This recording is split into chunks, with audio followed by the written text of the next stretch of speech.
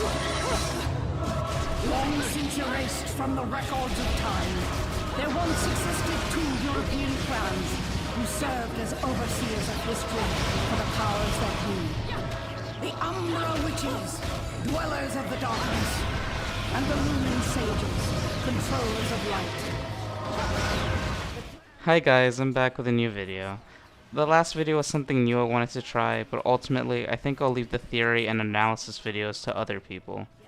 And I also wanted to finish Persona 4 Golden, which I've been putting off for really no reason. But anyway, I'll be going over the two clans of the Bayonetta series. I'm not really going to be focusing on how they specifically connect to Bayonetta, but just an explanation of the lore of the clans.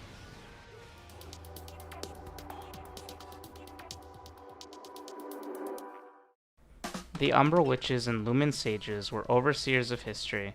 The god of chaos, Aesir, out of pity, gifted both of them one of the eyes of the world to better mankind. The Umbra Witches and the Lumen Sages needed a location with a strong presence of spirit energy to allow them to oversee history, and that location was Vigrid, the city of Deja Vu. They also needed to create protection for their homeland. So together they constructed an occult device known as Golem, inspired by the golems created by Aesir. However, it was too powerful to control, so they sealed it away. They also created golems that, instead of weapons, were metal walls to keep any unwanted attention out. Also, some golems were created for utility, such as these elevator ones. Despite making it together, the golem only emulated infernal demons in Bayonetta 1. It may be because the golem created by Aesir was designed to switch to a form that made the most battle sense. So when fighting Bayonetta, infernal demons were probably seen as appropriate thematically. As the overseers of history, they possessed the ability to use temporal control, a technique that heightened the senses. Each clan had a name for this technique. The sages named it light speed, and the witches named it witch time. They both also shared the ability to transform into animals. This ability was called Beast Within. Both of the European clans would speak English as well as Enochian, a dead occult language created in the late 16th century in England by John Dee and his colleague Edward Kelly. There's a dictionary on the internet out there so you can translate what the chanted words are in the game. Incredibly powerful, and yet they both feared each other. Both agreed to restrict interpersonal connections between the clans in order to keep the balance of power. During total eclipses, the selected elders of each clan were to meet with each other to conduct negotiations, since this is when their powers were truly equal. Each clan draws power from one of the celestial bodies during the eclipses. The two clans created objects named heavenly manipulators in order to control the cosmos. Since each clan derived power from the sun or moon, they would use them to change the time. Sages derived most power when the sun was at the peak of its ascent, so in other words, when it was noon. The witches would gain most power during the full moon. These machines, as seen in Bayonetta, are used to change the time so Bayonetta can use Witchwalk. At first, Witchwalk was an ability that required the full moon, but it can also be used when accessing a device created by Aesir in Noatune. As you may or may not know, in the Bayonetta series there is the Trinity of Realities: Human World, Inferno, and Paradiso. In the middle of all of them is Purgatorio. The sages and witches were able to freely travel to Purgatorio because of the contracts they made with the Masters of Light and Dark. Now, let's talk about the most significant piece of shared history between these two: the Clan Wars.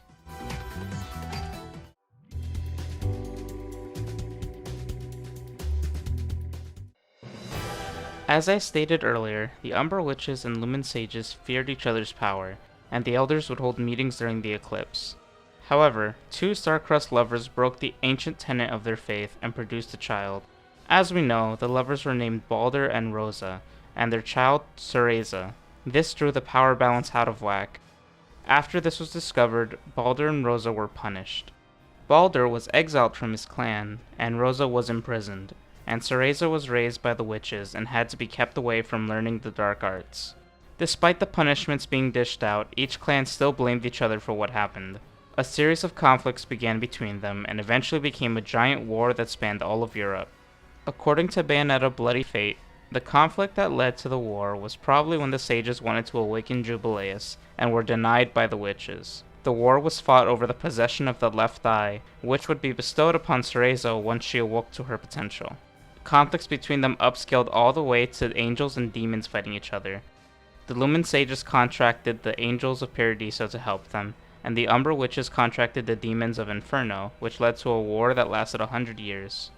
Despite being skilled and arguably having more opportunities of full power, since a noon happens every day but a full moon happens about once a month, the Lumen Sages lost the war. Now, my title for this section mentioned the aftermath of the clan wars. The witch hunts were a very significant part of the history in the series, and was started by a treacherous Lumen Sage who convinced the normal humans to be fearful and paranoid towards the witches who were weakened since they just fought a war and won. This led to humans rounding them up and eliminating the rest of the witches left after the war, with the help of the Angels of Paradiso. Well, 2, and I guess 3 now. It's pretty important to note that not only did they kill the remaining witches, but some tortured them before they killed them. An interesting fact is that the witch hunts did not only happen in Europe. A Malian witch named Caraba was forced to wear gauntlets that would invoke the wrath of Paradiso. One of these gauntlets would go on to be used by Bayonetta as an accessory named the Gaze of Despair.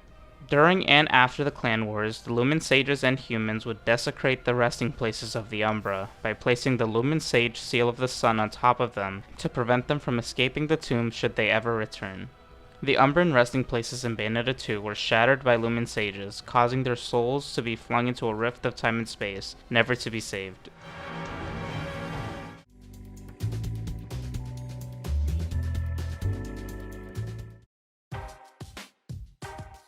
The followers of light, the Lumen Sages, were overseers of history with the right eye of light. All but one of the Lumen Sages were eliminated. Up until the clan wars and the event that caused it, the Lumen Sages were respectful towards their counterparts. The word lumen is the SI unit of luminous flux. Luminous flux indicates how much light is perceived by the human eye. A sage is a person distinguished for their wisdom. Kinda goes without saying that the name fits them even if they weren't wise enough to beat their counterparts. The Lumen Sages typically wore white robes or robe-like attire with gold accents. The sun would be used as symbolism throughout their outfits and objects related to them. They would have a watch named the Lumen's Watch somewhere on their person, presumably to allow them to live extended lives because it keeps them from aging physically. Now onto their relationship with Paradiso and the members of the Laguna. Lumen Sages do not typically have angels fight for them, but they can make contracts with them to fight for them if they so choose. Lumen Sages can use Enochian chanting to summon angels, although we've only seen one summon members of the Auditio. They use feathers as a conduit to summon the angels.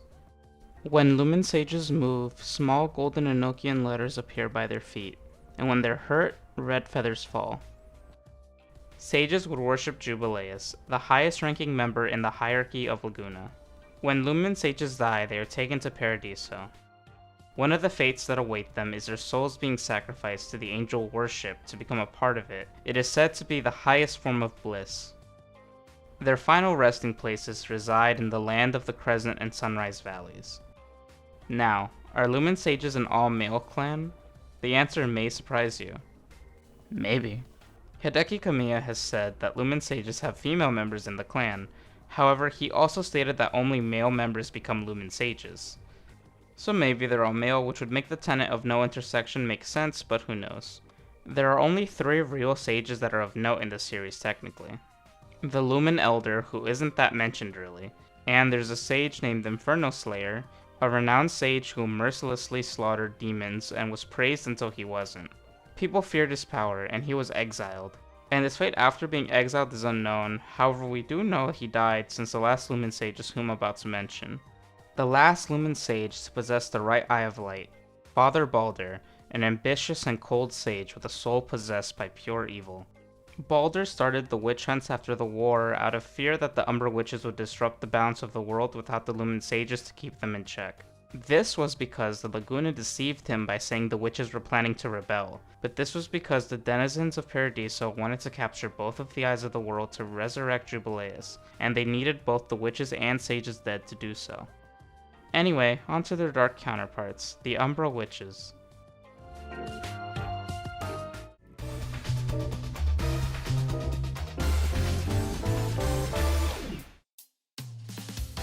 Arguably, and I suppose proven stronger counterparts to the Lumen Sages, the Umbra Witches were also overseers of history with the left eye of darkness. There are at least 3 Umbra Witches still alive, so the clan is still active despite the witch hunts. The word Umbra means the darkest part of a shadow. It also means the conical part of a shadow of a celestial body, excluding all light from the primary source, shown here with the moon as an example. A witch is defined with magic powers, usually dark ones. The Umbra Witches perfectly encapsulate these definitions, from their dark magic to the use of the moon. Umbra Witches would wear tight-fitting outfits, made from their hair or other materials. When Umbra Witches move, small butterflies will appear at their feet, and when they are hurt, red rose petals fall. Witches use their hair as conduits for summoning demons. They would also carry their Umbran Watch, which is a device that keeps the witches from physically aging. They are usually equipped with 4 guns at all times should they ever have to fight. Hideki Kamiya has stated that witches get moles when something important happens in their lives. An example of a beauty mark appearing is Bayonetta herself, who didn't have one when she was young, but she has one now as an adult. Now I'm sure you've wondered at some point, how does Bayonetta, and all other Umbra Witches for that matter, shoot with her feet? Well, it's a very simple answer. She uses magic to telekinetically fire the guns. This is also the same reason why she has infinite rounds of bullets. She's just a witch using magic. Umbra Witches, and presumably Lumen Sages, come from anyone shown to be able to use spirit energy. If you have the powers of an Umbra Witch, you can become one and join the clan, but if you do not have any powers, you will be kept away and forced to live a secular life, even if you have family within the clan. Children are taught magic at a young age if they were born in the witch's homeland. If they weren't, it would simply be taught later. Once a child becomes an adult, she'll be able to take witchly vows and become a full-fledged Umbra Witch. The strongest of these witches will be able to become potential heiresses to the entire clan, and fight an opponent of their choosing for the role of leader and watcher of the left eye. The relationship between the Umbra Witches and Inferno is different from the relationship Lumen Sages have with Paradiso. In order to gain power, all witches must make a pact with a demon to sponsor them and allow them to use them through wicked weaves. A sign of the contract is the witch's shadow is replaced by a silhouette of the demon they made a pact with. When a witch dies, her soul gets taken directly to Inferno to suffer for eternity. Witches aren't known to worship any demons really, despite there being an equivalent to Jubilea's Queen Shiva. Did you know the reason they look the same and also look like Bayonetta in her A Witch with No Memories outfit is because they represent the most powerful beings in their realities. Bayonetta for Human World, Jubileus for Paradiso, and Queen Shiva for Inferno. Want another fun fact? Queen Shiva is voiced by Helena Taylor, Bayonetta's original voice actor, and Jubileus is voiced by John's voice actor, Gray Delisle. I should also mention Omne. Omne is the controller of creation. She was summoned with the combined power of light and darkness, united in the bond of father and daughter. I mention her here because not only does she appear to be a combination of Queen Shiva and Jubileus, but because she's also voiced by Helena Taylor and Gray Delisle. Umbra Witches are extremely versatile in their talents and magic. They were also well versed in alchemy and fighting styles such as bullet arts. They essentially were able to wipe the floor with the Lumen Sages in the war due to their dark arts and magic. Unfortunately, this led them to become exhausted and easily persecuted afterwards by humans and angels. Now obviously, this game series is about an Umbra Witch, so Umbra Witches are more focused on, so there are quite a number of known and named witches. We have Bayonetta, who is the left eye of darkness until the eyes of the world were destroyed. We also have John, the heiress of the throne of the European Umbra Witches. Bayonetta's mother Rosa, who is the best practitioner of the bullet arts among her clan. The Umbran Elder, who is the leader of the witches and was about to pass her title to John. And now we have Viola, a witch in training who's going to star in Bayonetta 3. For the rest of the witches, I'm going to quickfire names and match them to the item description they're mentioned in, since I do plan on making an accessory video eventually. Matriona, a Russian witch mentioned in Sergei's Lover. Yenoldushi, a Navajo witch mentioned in the Star of Denetta. Koraba, which I already mentioned in the Clan Wars and its Aftermath section, who was mentioned in Gaze of Despair. Cleopatra, the Queen of Egypt, mentioned in Celine's Light. Akko, a witch mentioned in the Evil Harvest Rosary. Yaxi, an Indian witch mentioned in Moon of Mahakala. Aizen, a queen witch mentioned in Eternal Testimony. Eva, a witch mentioned in the Bracelet of Time, and yes, I'm aware of who she's a reference to, but we'll get there eventually. Mary, a witch mentioned in Immortal Marionette. And the Kuni, a witch mentioned in Mallet of Rewards. And there we have it, all the named witches so far.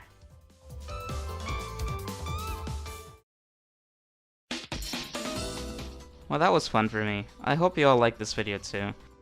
I'll see you guys next time when I think of a new video idea. I know I mentioned the accessories, but I wanted to wait for Bayonetta 3 to see the new ones if there are any so I can do it all at once. Something else I want to mention is I'd really like to thank you all for getting me to over 250 subs. It means a lot to me that it got there, and I didn't expect it to ever. This channel kind of just started as a way to practice like speaking and just getting stuff out there. Just working on personal projects for fun.